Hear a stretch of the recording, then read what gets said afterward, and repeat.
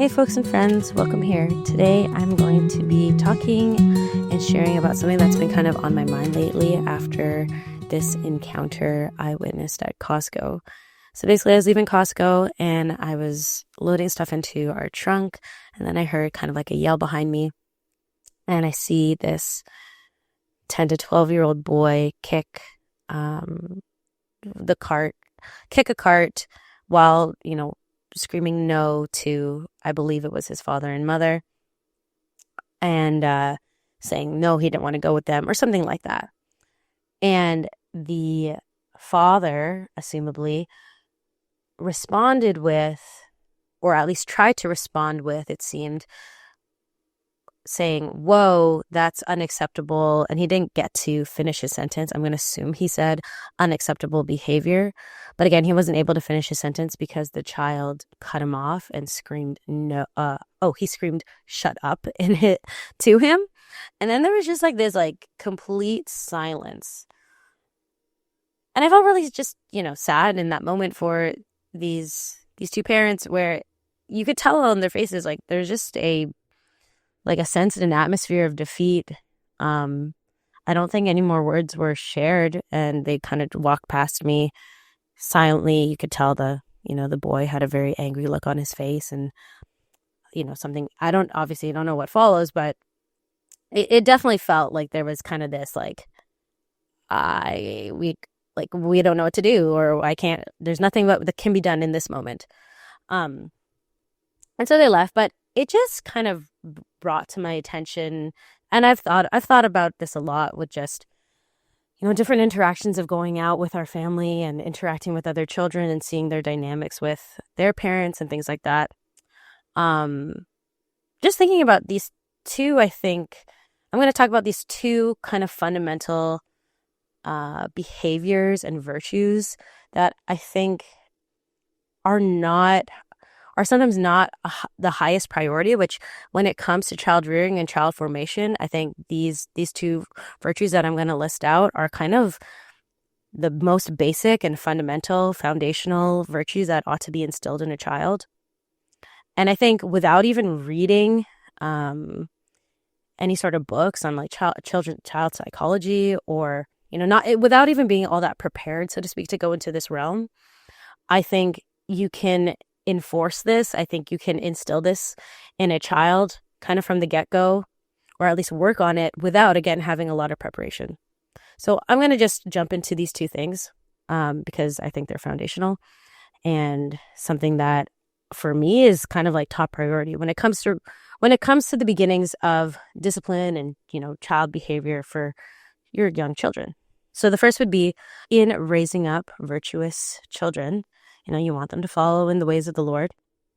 And so the first thing that you should teach them in this realm of parenting and, child training is the fourth commandment, that they ought to honor their father and mother. I think that as a priority in and of itself, that kind of relationship and that demand that we make on our kids has become very lost. I think so often I observe and witness so many children just really dishonoring and disrespectful towards their parents, maybe in the way that they talk, in the way that they respond, and just in the way that they act.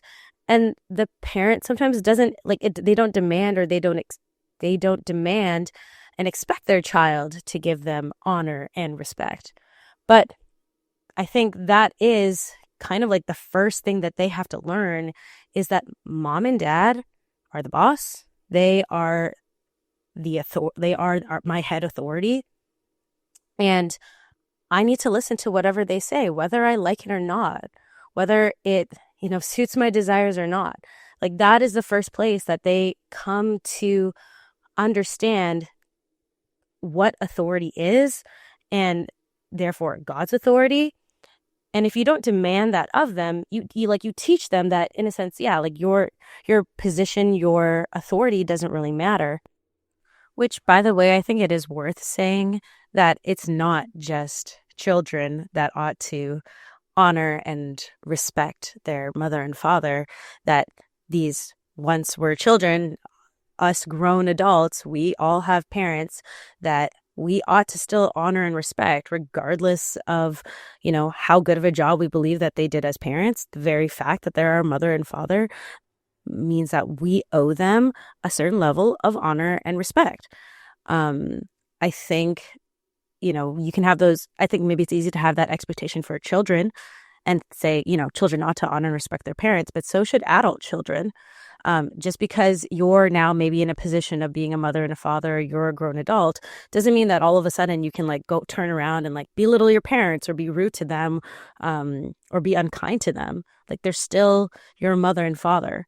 And so even in that realm of honoring and respecting your parents, that whole notion, I think, has become very lost, because I think the amount of criticism, the amount of disregard for speaking of your parents well when it comes to being an adult and then talking about your parents, it seems like it's just one of those things that are socially acceptable and okay for people to bag on their parents, talk about them poorly, say things about them, or just, kind of slander that maybe their mistakes, or air out their, dirty laundry, whatever they know about their parents, or have come to maybe notice and realize more now that they're older, that all of a sudden, maybe because, that they're an adult, that their responsibility, their culpability to follow the fourth commandment is no longer in play. But that's not true at all, I think. That's something that in general, when it comes to authority, in light of just the different relationships that we have in this vocation of marriage and family life, is that very often in these relationships, so husband and wife, children to parents, the authority that you're given is a God-given authority. And therefore, it's not something that's earned, and it's not something that's, in a sense, deserved. You don't have to be a great parent, to be owed honor and respect from your child. Obviously, you should strive to be a good parent. You ought to work on that, and that is your duty and responsibility to be a good parent. But you don't have to earn honor and respect from your children. The same way that a husband doesn't have to earn obedience from his wife, just as how a wife shouldn't have to earn love from her husband. It doesn't matter if your husband is the best leader or not, he is still the head, whether he likes it or not. You still are called to love your wife, whether she's irritating or not, And the same thing with children. It's even though you may not be the best parent in the world, or, maybe you're struggling, or you feel lost, or you feel like you don't know what you're doing. I mean, one, they don't know that at this age necessarily, or they don't at least consciously pick up on that, but it doesn't really matter. They still owe you, and you still deserve to be respected and honored by your children. And I do think that's something that very often has just been kind of seen as kind of optional, or not as big of a priority to instill in your kid. But I think coming from that place, fundamentally, when it comes to behavior, I think this is a good place to start for just thinking about how your child should act, and giving them a reason and teaching them how are they supposed to respond and react, with you being kind of the first relationship, the first interactions that they kind of have before they, are out in the playground or encounter other children, right? Their dynamic, their way of communicating, their interactions with you obviously set up the framework for what they're going to be like when they're interacting with other children. So an example of this would be, in terms of behavior and in terms of honor and respect towards me, when it comes to something like whining, sometimes the reason why parents don't like whining, or at least the reason that is communicated to the child, is that it's maybe irritating, maybe that it's annoying to hear, maybe it is a sign of a lack of self-control. That's, a better reason. But for me, when it comes to how they speak to me, and if they whine, in this scenario, it's not even about how it's not about how it's irritating to me. It's not about how it's annoying, even though it is. But it's about how that's not how you speak to your mother. That is not how you ask respectfully for something. And that I'm not going to have a conversation with you unless you're able to talk in a self-controlled manner. And that is something that I say to my kids a lot. But again, like the reason that I'm giving them the kind of perspective that I'm trying to communicate to them is that because I'm your mother, I ought to be shown respect. And that comes in the form of the way you talk to me, in the way that you act towards me or ask me for things. And it's not even really about like rooting out in a sense, like the specific behavior in and of itself of whining, even though that is something that you're trying to eradicate and fix and change, but that it's coming from a place of it's an offense to my position of being your mother, and the same thing of course with their father. So I think that's something that needs to be reclaimed, is that you're the boss, like I think sometimes, especially with like there's just so much information out there of like how to do this and that, and it can make you feel really like insecure, lost about like what you should do, what you ought to do, like what should be expected. But I think it's good in general to kind of come from a place of, okay, maybe I don't have all the answers and maybe I don't really understand, or maybe, yeah, like I need to learn more about how to go about this with my child. But on a basic level, I ought to be respected by my child. Like, and to not tolerate your, 3, 4, 5, 6-year-old, like, raising their voice at you, talking to you in a certain way that's disrespectful. And how do you judge that? Well, it's not even about, it's like kind of just thinking about like, how would you want anybody to talk to you? Like a grown person, in terms of, like, would you be okay if somebody else's child talked to you like that? Would you be okay if your sibling talked to you like that? Your friend? And then you might argue, well, yeah, okay, like these are grown people, these are mature people, like the expectation is different. Sure, that is true. You might have different expectations, and their capacities might be, obviously from a grown person is more. But that doesn't mean that that's not something that you can't work on. That doesn't mean that's not something that you should at least like continuously try to correct and just like let happen to you. You can adjust it as you go and see like, okay, is it really malicious what my child is doing, how they're speaking to me, or however they're acting? Is it actually a disrespect? Is it, some other thing like that? But I think on a bare minimum level, they should not be acting like that towards you, and you should demand from them, yeah, honor, respect in the way that they act and the way that they speak. So that's something, I think that's like a very basic thing to instill in your child that a lot of actions stem from. The second priority is instilling them obedience. I've heard the saying that when people tell their children to do something, they'll say something like, I want you to do it. I want you to do what I say right away with a joyful heart, or something like that. Like kind of that's their criteria for getting their child or explaining to their child kind of that they ought to obey. But I think that in general, just framing it that, talking to your child about obedience, telling them what it is, like teaching that in and of itself is a virtue. And that being, in a sense, like kind of like the number one thing you're teaching your kid from the get-go over like before you teach them the alphabet or you teach them their numbers or these kinds of like, I don't know, dance moves or something like that. The very first thing that I think a child should start learning is obedience. And again, obedience is something that is for like, because of your God-given authority as being their parent, is not something that's optional. It's not something that they get a say in, and it's not about whether they like it. They have to obey you whether they like it or not. And so I think that's something that sometimes it's like kind of gets sidelined as being like maybe something that will come around, when they're a bit older. But sometimes maybe one forgets or doesn't realize that kind of like obedience is like at the fundamental basis of everything that your child does. And so when if you have your child's obedience, kind of you can do anything, so to speak. Like you take them to you can take all of your children to the grocery store and you don't have to worry, or you're pretty certain that you don't have to worry about anybody throwing a tantrum about wanting to, get a snack, because they obey you when you say no. Or when you take them to a restaurant and they've never been to a restaurant before and you're not necessarily afraid of having to tell them how to properly behave in the restaurant or something like that, because even if they haven't been there before and they make the mistake once, you correct them, you have their obedience, and then they listen to your instruction.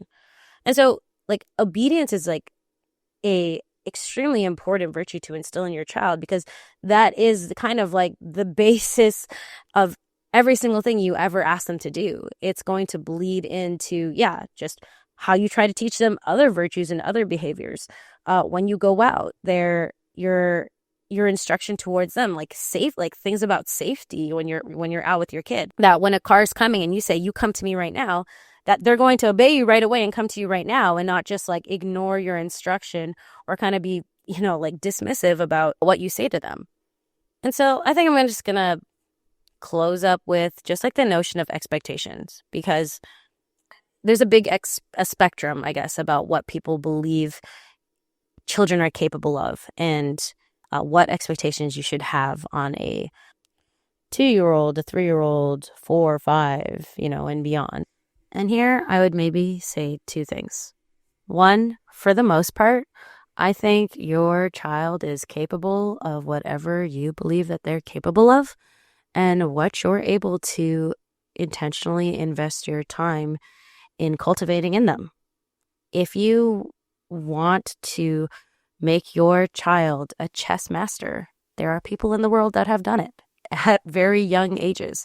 And I think whatever you believe your child is capable of and willing to, put the time and effort into that very intentionally, consistently, creating like a habit of it, I think, yes, your child is exceptionally capable of a lot of things. Very capable of listening to instruction, to think kind of retrospectively, to practice great virtue. Your very young child, I think, is very capable of that if you believe that they are. And my other anecdote maybe, or opinion in terms of expectation, and I'm laughing a little because it's not anything scientific. It's just purely just something I think, which is that your child is capable of a lot, and you can expect a lot of them because they were made by the God of the universe. So I think with that in mind, and just that with, the Lord creating man to be capable of so much, to have capacity for such greatness, not just as adults, but as young children as well. I personally think that there is a lot there. I think there's a lot of truth there that could be unpacked. And therefore, I think, you can expect a lot from your kid. And you don't have to do it in a way that, you don't have to expect a lot from your kid in a way where you're, I guess, like anxious about it or stressed out about it or overly attached to, in a sense, like the product or the them reaching like certain benchmarks you want them, or like for them to show an immediacy of manifesting the kind of behaviors you want them to, but that you shouldn't rule it out that they can't do it. Like I think it's still worth trying. It's still worth just making a habit of, because you don't really know when things click for a child. And I think from a very young age, things click really fast. They pick up on things really quickly. I'll share this little anecdote that I read. I can't remember where, but it was a priest talking about how he was visiting a young mother, and she had a 2-year-old. And, they have a lovely visit. And then she says, oh, look, Father, look what, the daughter can do. And she comes out and does like this super elaborate dance. She has been saying that she was working on it with her child. And she like got all the moves all on beat and kind of whatever, very, very intricate dance. And the priest was like, wow, that's amazing. That's awesome. And then before he leaves, he asks, can she make the sign of the cross? And the mother goes, oh, she's too young for that. And he found kind of it humorous, like the belief that your child is capable of this really coordinated dance, but they're not capable of, for example, making the sign of the cross. And I think that kind of rings true, like that sort of maybe like subconscious belief, like when it comes to more of like the spiritual things or kind of the deeper parts of man, like in terms of their virtue and the supernatural side of our faith and of their understanding of those kinds of like larger, bigger concepts, that we think, oh, our kids aren't capable of that, but yet they're super capable of, for example, like memorizing all the continents and provinces or countries or, kind of all of these different things that when you really think about it, if they can do those things, they should be able to also do, X, Y, and Z in terms of their faith, of their practice of virtue, of, character building type things. So that's my musing for this week. Thank you, friends, for joining me. I will see you in the next one. God bless.